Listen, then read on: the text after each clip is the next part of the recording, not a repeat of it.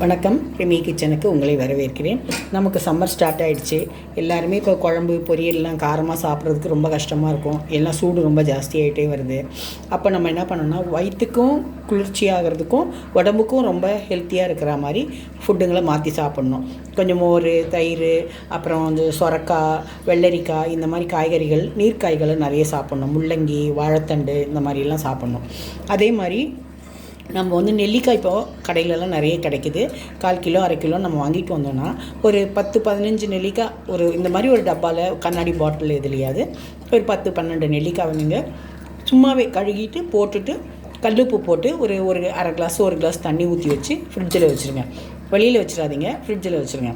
அப்போ நமக்கு தேவையான சமயத்தில் இந்த மாதிரி நெல்லிக்காவை எடுத்து நம்ம ஒரு நெல்லிக்காவாக எடுத்து பொடி பொடியாக கட் பண்ணி இந்த மாதிரி கட் பண்ணி வச்சுக்கலாம். நான் 2 நெல்லிக்காய் எடுத்திருக்கேன். ஒரு 5-6 பச்சை மிளகாய், காரம் கம்மியாக இருக்குது, அதனால் ஒரு 5-6 பச்சை மிளகாய் எடுத்திருக்கேன். 2 சில்லி தேங்காய், அவ்வளோதான். இந்த நெல்லிக்காயிலே உப்பு இருக்கிறதுனால நீங்கள் உப்பு போட வேண்டாம். இந்த நெல்லிக்காவையும் நான் காமிக்கிறேன். இந்த நெல்லிக்காய் இப்படி உப்பில் போட்டு வச்சிங்கன்னா கெட்டும் போகாது. உங்களுக்கு எப்போ எந்த டைம் வேணுமோ அந்த டைம் எடுத்து யூஸ் பண்ணிக்கலாம். இந்த மாதிரி பச்சடி செய்துக்கலாம். நெல்லிக்காய் தயிர் பச்சடி இது. நம்ம வந்து அப்பப்போ நெல்லிக்காய் வாங்காமல் இப்படி போட்டு ஃப்ரிட்ஜில் வச்சிட்டிங்கன்னா நெல்லிக்காய் கெட்டு போகாது. இது மாதிரி உப்பு போட்டு 1 கிளாஸ் தண்ணி ஊற்றி நீங்கள் ஃப்ரிட்ஜில் வச்சுருங்க. அப்பப்போ வேணுமோ 2 நெல்லிக்காய் எடுத்து நீங்கள் இந்த மாதிரி பண்ணிக்கலாம், பச்சடி பண்ணிக்கலாம். இந்த பச்சடியிலே சாதம் போட்டு கூட சாப்பிட்லாம். தயிர் சாதத்துக்கு மோர் சாதத்துக்கு தொட்டுட்டும் சாப்பிட்லாம். இந்த மாதிரி பச்சை மிளகா போட்டுங்க. கொஞ்சம் தான் தேங்காய், அதிகமாக தேங்காய் இல்லை, சும்மா ஒரு 2 சில்லு தேங்காய் தான். அதை கொஞ்சம் நறுக்கி போட்டுங்க, அப்போ தான் மிக்சியில் அரையும். அப்புறம் இந்த உப்பில் போட்ட 2 நெல்லிக்காய், இந்த 2 நெல்லிக்காவையும் இதில் போட்டுட்டு உப்பு போட வேண்டாம். ஏன்னா இது உப்பில் ஊறின நெல்லிக்காவாக இருக்கனால உப்பு இருக்கும். உங்களுக்கு கொஞ்சம் உப்பு கூடுதலாக வேணும்னா கொஞ்சம் உப்பு போட்டுங்க. உப்பு கம்மியாக சாப்பிட்றவங்க இந்த உப்பே போதும். இதை நான் வந்து மிக்சியில் அரைச்சிடணும். கொஞ்சம் குறைன்னு அரைச்சோடனே ஒரு 2-3 ஸ்பூன் நம்ம தயிர் விட்டுட்டு 2-3 ஸ்பூன் தயிர், கெட்டி தயிரை நம்ம விட்டு அரைச்சோன்னா அது தண்ணி ஊற்ற வேண்டாம். இந்த கெட்டி தயிர்லேயே அதை அரைச்சிடலாம். அரைச்சோன்னா நல்லா மையாக அரைச்சிட்டு தாளிச்சிடணும். இப்போ நான் அரைச்சிட்டு காட்டுறேன். தண்ணி ஊற்றாமல் இந்த மாதிரியே குறைன்னு அரைஞ்சிடுச்சு. இப்போ நம்ம இதில் என்ன பண்ணணும்னா, ஒரு தயிர் எவ்வளோ வேணால் விட்டுக்கலாம். ஒரு 3-4 ஸ்பூன் கூட விட்டுக்கலாம். நல்லாயிருக்கும், டேஸ்ட்டாக இருக்கும். புளிக்காத தயிர், ரொம்ப புளிக்காத தயிர். ஏன்னா நெல்லிக்காயில் புளிப்பு இருக்குது இல்லையா, அதனால் ரொம்ப புளிக்காத தயிர் விடணும். தேங்காய் கம்மியாக விட்டால் போதும். நெல்லிக்காய் ஒரு 3-4 கூட நீங்கள் போட்டுக்கலாம். அதை பற்றி ஒன்றும் இல்லை, நல்லாயிருக்கும். இந்த மாதிரி சாப்பிட்றது நல்லா, தலைமுடிக்கு ரொம்ப நல்லது நெல்லிக்காய். சில பேருக்கு மோஷன் ப்ராப்ளம்லாம் இருக்கும், அவங்களுக்குள்ள நெல்லிக்காய் சாப்பிட்டோன்னா நல்லா மலம் இலகி போகும், அதுக்கும் நல்லது. அதுக்கப்புறம் விட்டமின்ஸ்லாம் நிறைய இருக்குது நெல்லிக்காயில். நெல்லிக்காவை எந்த விதத்தில் செய்து சாப்பிட்டாலுமே, ஊறுகாய் செய்து சாப்பிட்றத விட இந்த மாதிரி பச்சடியாக செய்து சாப்பிட்டிங்கன்னா ஃப்ரெஷ்ஷாகவும் சாப்பிட்லாம். உப்பில் ஊறி ரொம்ப மிளகாப்பொடி எண்ணெய்லாம் போட்டு சாப்பிட்டா உடம்புக்கு கெடுதல். இப்படி சாப்பிட்டிங்கன்னா தயிரோடு சேர்த்து சாப்பிடும்போது உங்களுக்கு வந்து உடம்புக்கு குளிர்ச்சி இன்னும் நல்லாயிருக்கும். இதனுடைய பெனிஃபிட் அதிகமாகும்.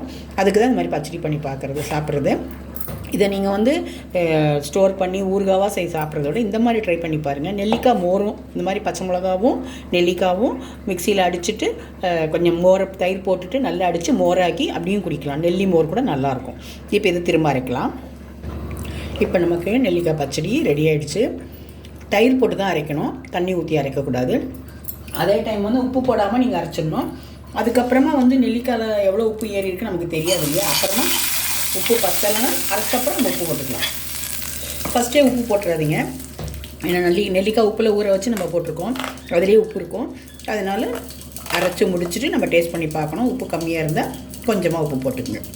இல்லை அந்த உப்பே போகணுன்னா, நெல்லிக்காய் கொஞ்சம் நாள் ஊறி இருந்ததுன்னா உப்பு உங்களுக்கு நல்லா ஏறி இருக்கும். போட்ட உடனே 1 நாள் 2 நாளே செய்யும்போது உப்பு அதிகமாக ஊறி இருக்காது, அது ஏறி இருக்காது உப்பு நெல்லிக்காயில். இப்போ டேஸ்டியான நெல்லிக்காய் பச்சடி நமக்கு ரெடி ஆகிடுச்சு.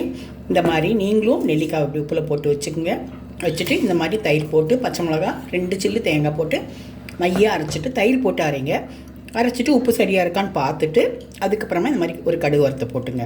இது செய்து வச்சிங்கன்னா, ஆனால் செய்து 4 நாள் 5 நாள்லாம் வைக்க முடியாது, ஏன்னா தேங்காய் சேர்த்துருக்கோம். செய்து ஒரு நாள் இன்றைக்கி செய்துட்டு நாளைக்கு கூட ஃப்ரிட்ஜில் வச்சு சாப்பிட்லாம், அவ்வளோதான். மொத்தத்தில் ஒரே நாளில் சாப்பிட்றது ரொம்ப நல்லது. இன்றைக்கி செய்து இன்றைக்கி நம்ம சாப்பிட்றணும்.